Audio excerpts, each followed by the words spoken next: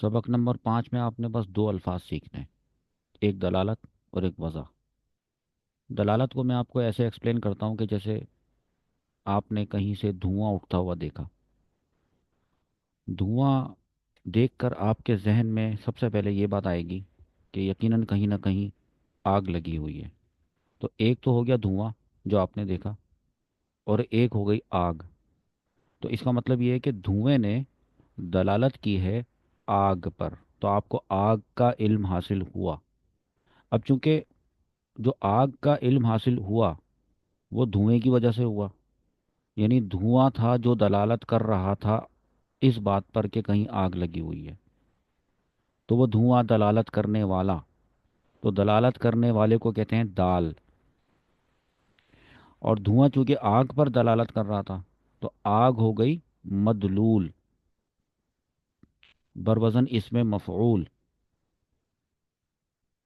अच्छा, किताब में क्या है दलालत की तारीफ? कि दलालत का लुग़वी माना है इरशाद। इरशाद इसका मतलब होता है रहनुमाई करना, राह दिखाना। लुगत में दलालत का यही मतलब है। और इस्तिलाह में इसकी तारीफ यह है कि कौनु शैई, किसी चीज़ का होना, बिहैसु इस हैसियत से, कि यलजमु मिनल इल्मी बिही, कि उस चीज़ के इल्म हासिल हो जाने से लाजिम हो जाए, अल इल्मु बिशैइन आखरा, एक दूसरी चीज़ का इल्म हासिल हो जाए।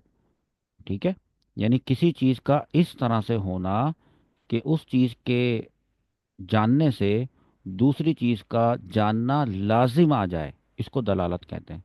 जैसे धुएं के जानने से लाजमी है कि आग के बारे में भी इल्म हो गया, यही दलालत कहलाती है।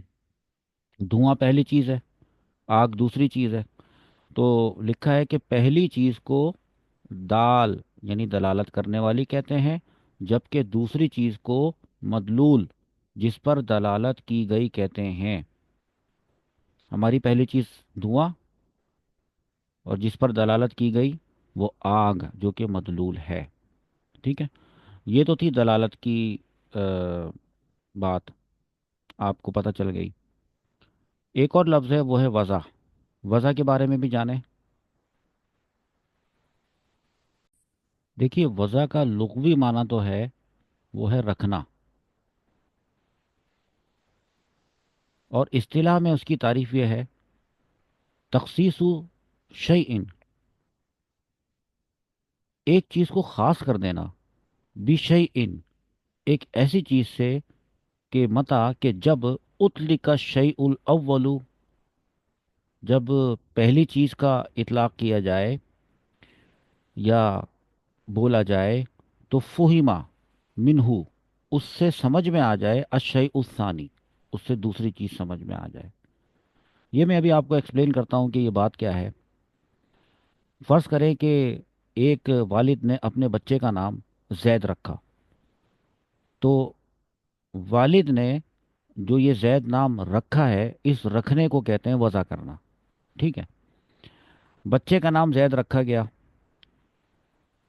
तो ये जो नाम है ये मौजू है। बच्चे का नाम रखा किसने है? वालिद ने। तो नाम रखने वाला यानी वज़ा करने वाला, वज़ा करने वाले को कहते हैं वाज़े। और जो नाम उसने रखा है वो जैद है, तो वो हो गया मौजू। वो नाम रखा किसका है? अपने बच्चे का। तो वो बच्चा, वो मौजू लहू है। ये बात समझ में आई है? ये एग्जाम्पल जहन में रखें तो आपको वज़ा की तारीफ समझ में आएगी। यहाँ लिखा है कि यानी एक चीज़ को दूसरी चीज़ के साथ इस तरह ख़ास कर देना कि पहली चीज़ के इल्म से दूसरी चीज़ का इल्म हो जाए। जैद के नाम से जैद के वजूद का इल्म हो जाए। समझ आई बात? इसको वज़ा कहते हैं। अब बच्चे ने अपने बच्चे ने वालिद ने अपने बेटे का नाम रखा, वो नाम हो गया मौजू, और उसका जो बेटा हुआ वो मौजू लहू। ये बात समझ में आई? अच्छा, वजाहत इसकी लिखी है कि जैसे कलम के जानने से खुद कलम का इल्म हासिल होता है ना। ये जो लफ्ज लिखा हुआ है ना कलम, इस लफ्ज से आपके दिमाग में कलम की एक सूरत आई है। ये कलम यहाँ पर कोई कलम बजाते खुद यहाँ पे नहीं है इस जुमले में, कि आपको यहाँ पे कोई कलम रखा हुआ नजर आ रहा हो या कोई कलम मौजूद हो। वो तो आपके दिमाग में शक्ल आई है उसकी। लेकिन कलम का लफ्ज ये जानने से आपको ओरिजिनल जो कलम होता है फिजिकली, उसका इल्म हासिल होता है। तो अब ये जो कलम है ना, ये ये मौजू है। और जो कलम आपके हाथ में फिजिकली है, वो मौजू लहू है। यही बात लिखी है कि इस मिसाल में लफ्ज़ कलम मौजू है, और ख़ुद कलम जो ऑब्जेक्ट है, वो ऑब्जेक्ट मौजू लहू है। अच्छा, ये जो कलम होता है जिसे लिखते हैं, तो जब ये फर्स्ट टाइम इजाद हुआ था तो इसका नाम कलम किसने रखा था? जिसने भी इसको कहा ये कलम है, वो वाज़े है। यानी लिखा है कि ख़ास करने वाले को वाज़े कहा जाता है। अच्छा, आप ना दलालत का जो लफ्ज़ है और जो वज़ा का जो लफ्ज़ है, उससे कंफ्यूज नहीं होइएगा। अगर कंफ्यूजन हो रही है तो वो अभी दूर हो जाती है। देखें, दलालत तो वज़ा के बगैर पाई जा सकती है। यानी दलालत में ऐसा होता था कि एक चीज़ के जानने से दूसरी चीज़ का जानना लाजिम होता था, है कि नहीं? तो ये जो लाजिम वाली बात है, ये जहन में रखें। और वो जो वज़ा के अंदर आपको बताया है कि एक चीज़ के जानने से दूसरी चीज़ के साथ इस तरह ख़ास कर देना कि पहली चीज़ के इल्म से दूसरी चीज़ का इल्म हासिल हो जाए, ये वज़ा कहलाता है। फ़र्क क्या है, इसको ज़रा समझें। देखिए, दलालत तो वज़ा के बगैर पाई जा सकती है। यानी वज़ा ना किया गया हो, कोई नाम ना रखा गया हो, आसान अल्फाज इस्तेमाल कर रहा हूँ, लेकिन दलालत पाई जा रही है कि एक चीज़ का इल्म हासिल होने से दूसरी चीज़ का इल्म लाजिम हो रहा है। लेकिन वज़ा दलालत के बगैर नहीं पाई जा सकती। बहुत आसान सी मिसालें दो लिखी हुई हैं। लफ्ज़ जैद, कोई बोले जैद, या लिखा हुआ आप पढ़ लें जैद, इसकी दलालत जैद की ज़ात पर होती है। जैद नाम यकीनन किसी ने वज़ा किया था, किसी ने रखा था, तो वज़ा तो पाई गई। ये जो लफ्ज़ जैद की दलालत जैद की ज़ात पर हो रही है, यहाँ वज़ा भी है, क्योंकि जैद नाम रखा गया था, एक वाज़े ने इसको वज़ा किया था। तो वज़ा भी हो गई और दलालत भी हो गई। अच्छा, तो क्या कोई ऐसी दलालत होती है जिसमें वज़ा नहीं होती? वज़ा, हाँ, ऐसी होती है। जैसे कि धुआं, धुएं की दलालत आग पर। धुआं देखा, धुएं का लफ्ज़ लिखा हुआ नहीं पढ़ रहा, बल्कि धुआं, फिजिकली धुआं, वो उड़ता हुआ देखा, तो उसने दलालत की आग पर। दलालत तो पाई जा रही है, लेकिन वज़ा नहीं पाई जा रही। ये बात समझ में आई? अच्छा, अब ये जो दलालत है, ये दलालत दो किस्म की होती है। आखिरी बात है ये, इस सबक की आखिरी बात। और उसके बाद फिर इस आखिरी बात से फिर मज़ीद कई बातें निकलेंगी, लेकिन ये जो दो अल्फाज हैं, ये दो अल्फाज आप सीख लें। दलालत की दो अकसाम है। एक दलालत लफ्ज़िया है और एक दलालत गैर लफ्ज़िया है। मिसाल समझाता हूँ आपको मैं।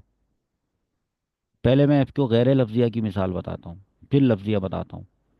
ये जो मिसाल दी थी कि धुआं नज़र आया, जब धुआं नज़र आया तो धुएं ने दलालत की आग पर या नहीं? की ना। लेकिन धुआं ये जो नज़र आ रहा है, इमेजिन करें, क्या वो कोई लफ्ज़ है? लफ्ज़ तो नहीं है, वो तो धुआं उड़ता हुआ नज़र आ रहा है। तो धुएं की जो दलालत है आग के ऊपर, ये बगैर लफ्ज़ के है। दलालत करने वाला कोई लफ्ज़ नहीं है। दलालत करने वाले को कहते थे दाल। दाल लफ्ज़ नहीं है, لفظی صورت میں دال موجود نہیں ہے جب دھوئیں کو دیکھا ہے، اس کو غیر لفظیہ کہتے ہیں، ایسی دلالت کو۔ یہ پہلے بتایا میں نے آپ کو، تو پہلے آپ پہلے یہی پڑھ لیں کہ دلالت غیر لفظیہ وہ دلالت ہے جس میں دال یعنی دلالت کرنے والا کوئی لفظ نہ ہو، جیسے دھوئیں کی دلالت آگ پر۔ یہ بات سمجھ میں آئی؟